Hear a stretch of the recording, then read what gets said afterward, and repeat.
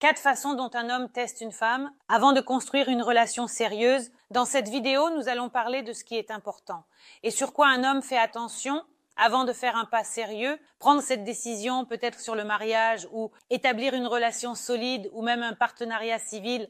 Mais avant de construire une relation sérieuse, un homme fait attention à certaines choses et pour lui, c'est une sorte de test femme. Alors, sur quel point important un homme se concentre avant de prendre cette décision si cruciale pour lui? Et la première chose, c'est le test de la confiance. Il est très important pour un homme de faire confiance à la femme qui est à ses côtés. Parfois, les filles et les femmes essaient de manipuler la jalousie en créant délibérément des situations pour que l'homme ressente de la compétition et de la jalousie, mais elles commettent souvent, disons, une telle erreur et se piègent elle-même. Un homme, pendant un certain temps, peut-être que, disons, vous tombez dans ce piège, mais prenez cette décision très importante pour vous-même. Il n'acceptera pas une relation sérieuse parce qu'il ne fait pas confiance à cette femme. Il ne sait pas comment elle va se comporter dans différentes situations avant de se décider, disons, dans sa compréhension de la femme qui doit être à ses côtés. Un homme doit sentir qu'il peut lui faire confiance. Alors, il peut poser des questions sur le passé, sur les relations qu'elle a eues, ce qui s'est passé dans ces relations. Il peut suivre les réseaux sociaux, les surveiller activement, c'est-à-dire qu'il peut observer pendant un certain temps comment vous gérez vos réseaux sociaux, avec qui vous échangez des messages, avec qui vous interagissez sur les réseaux sociaux, combien d'hommes, par exemple, vous avez dans vos abonnements ou abonnés, et des situations peuvent être créées. C'est-à-dire que ce n'est pas intentionnel. Il a demandé à quelqu'un, il a manigancé, mais il y a des situations où un homme peut observer de l'extérieur. Peut-être qu'il est venu vous chercher au travail, vous ne vous êtes pas rendu compte qu'il a vu cette situation de l'extérieur.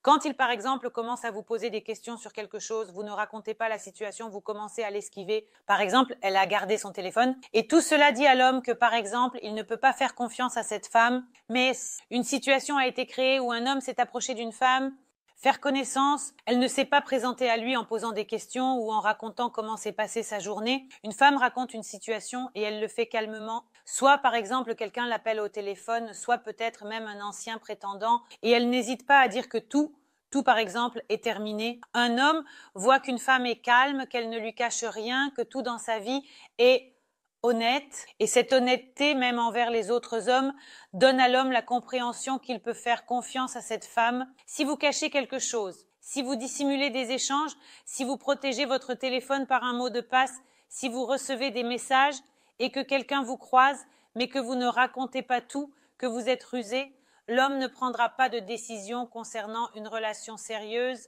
car vous serez pour lui une option trop compliquée. Plus loin, la maturité émotionnelle est le deuxième point qui est très important pour un homme après. La confiance, c'est-à-dire que la confiance est le fondement principal sur lequel tout repose, mais aussi la maturité émotionnelle, c'est-à-dire qu'il pourrait y avoir des situations, il y aura des situations dans votre relation, dans votre vie, et il va observez comment vous réagissez. Comment réagissez-vous aux situations de conflit? Comment pouvez-vous en sortir? Est-ce que vous vous laissez emporter par vos émotions et vous vous mettez à crier? Ou est-ce que vous abordez le problème de manière constructive en discutant et en essayant de trouver des solutions pour résoudre la situation qui s'est présentée en mettant de côté vos émotions? L'homme prêtera attention à tout cela. Évidemment, si une femme est émotionnellement mature, elle sait contrôler ses émotions et elle sait gérer les situations sans s'attaquer aux personnes, sans faire d'accusations, sans tomber dans des émotions négatives. Un homme va vraiment apprécier ce moment, c'est-à-dire qu'il comprendra qu'il sera plus facile de construire une relation avec cette femme à l'avenir, c'est-à-dire qu'il se met une petite note positive, c'est-à-dire disons qu'elle a réussi le test, il va prêter attention à la façon dont vous réagissez au stress, c'est-à-dire que vous faites des efforts pour changer quelque chose ou bien vous pleurez et accusez le monde entier ou vous faites des scandales. L'homme fait vraiment attention à tout cela. Même s'il n'en parle pas, il observe tout cela. Surtout si l'homme a eu des traumatismes d'enfance, par exemple, une mère qui faisait des scandales, pour lui cela devient un déclencheur peut-être. Et il comprend qu'une femme ne doit en aucun cas être scandaleuse. Toute référence, par exemple, la scandaleuse chez une femme va le déclencher et il va se dire non, non, non, c'est bon, elle ne me convient pas. C'est-à-dire que si vous comprenez que la maturité émotionnelle n'est pas votre point fort, essayez de travailler sur vous-même. C'est-à-dire que de toute façon, cela sera utile pour la femme, ne pas s'attaquer aux personnes et ne pas essayer d'accuser tout le monde.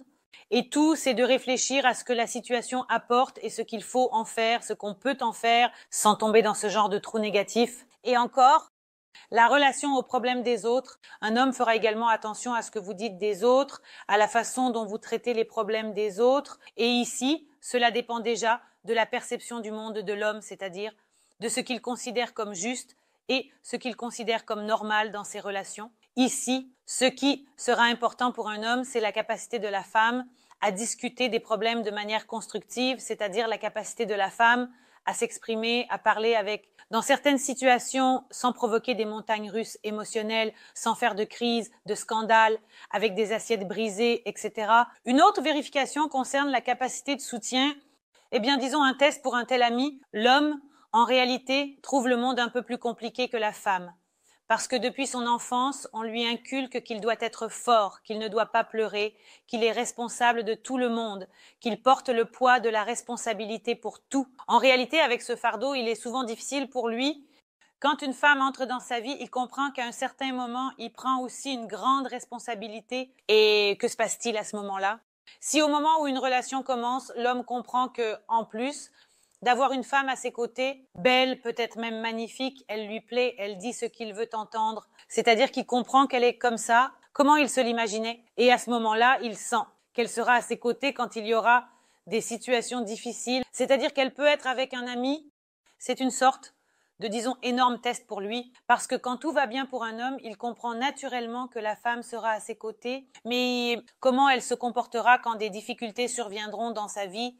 Et ce moment peut effrayer l'homme, et pour lui, ce sera, disons que c'est peut-être un test important, et il va observer vos réactions face à ces échecs. C'est-à-dire qu'il peut raconter intentionnellement que, par exemple, son patron l'a puni pour quelque chose, lui a retiré une prime, a dit qu'il allait le licencier ou quoi que ce soit d'autre, ou qu'il a eu un échec, ou que son entreprise est au bord de la faillite. C'est-à-dire que dans n'importe quel moment comme ça, si un homme vous en parle, il va observer votre réaction. Allez-vous le soutenir dans cette situation ou pas? Ensuite, c'est un test de la capacité à soutenir. Et ici, l'homme fait attention à savoir si la femme peut être une amie dans la relation. Parce que pour un homme, c'est en fait très important. L'homme prend souvent beaucoup de responsabilités dans sa vie. On dit encore aux petits garçons que tu es un homme, tu ne dois pas pleurer, tu ne dois pas avoir peur, tu dois assumer des responsabilités, tu es fort, tu ne dois pas pleurer, et ainsi de suite. Et l'homme comprend qu'il a vraiment beaucoup de responsabilités. Et, disons, il y a beaucoup d'interdits, tu ne dois pas faire ça, tu ne dois pas faire ceci. Et l'homme, tout comme la femme, a souvent peur, il doute souvent, il s'inquiète souvent pour quelque chose. Donc, si un homme voit que la femme, par exemple, est avec lui, quand tout va bien, elle est prête à être à ses côtés. Mais quand, par exemple, il rencontre des difficultés, il commence à avoir des doutes, alors peut-être que c'est un test de sa capacité à soutenir, un test d'amitié, c'est-à-dire qu'il peut parler spécifiquement de certaines situations qui lui arrivent, de certains problèmes, par exemple des problèmes avec les affaires. Il peut vous parler de ses problèmes au travail, du fait qu'il pourrait éventuellement être licencié et que quelque chose pourrait se passer. Donc, à ces moments-là, il va prêter attention à ce que vous dites et à votre comportement. C'est-à-dire que s'il comprend qu'il voit un ami en vous, c'est-à-dire que vous êtes prêt à le soutenir même dans des situations difficiles, alors il comprend que c'est lui. Mais s'il voit une réaction négative de votre part face à ces problèmes, il commencera à douter de son choix. En fait, il va faire attention et observer.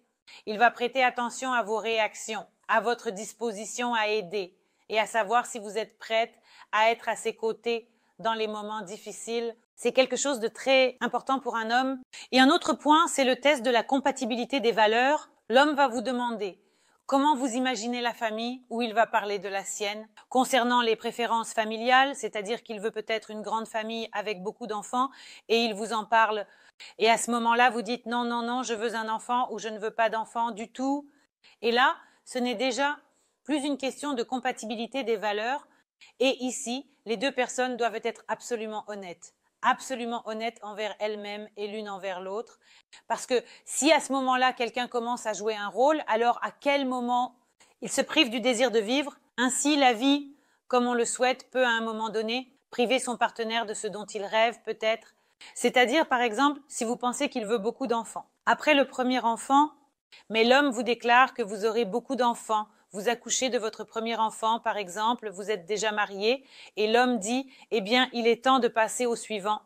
Et puis, la femme commence à s'évanouir, elle ne veut plus d'enfants, par exemple. Donc, cette compatibilité des valeurs est vraiment importante, en fait. Et ici, nous avons besoin d'honnêteté et d'ouverture. Ici, nous devons parler avec notre cœur, notre âme, de ce que vous voulez de votre vie, et nous devons en parler honnêtement. Sinon, quand vous jouez à un jeu et que vous pensez que plus tard quelque chose va changer, que quelque chose sera en quelque sorte refait, rien ne sera refait. Et ici, l'homme va parler avec vous des objectifs de la famille et du mariage, et il va aborder la question des finances. Donc, il va écouter comment vous vous situez par rapport à l'argent, comment vous voyez les dépenses, et il va observer comment vous dépensez. Et ici, encore une fois, les priorités de l'homme, comment il perçoit ce qui est normal pour lui et ce qui ne l'est pas. C'est tout pour cette vidéo. C'était moi, Alissa Wardomska. J'espère vos likes et vos abonnements. Écrivez dans les commentaires ce que vous aimeriez discuter dans mes nouvelles vidéos. Au revoir! N'oubliez pas de cliquer sur la cloche et à bientôt.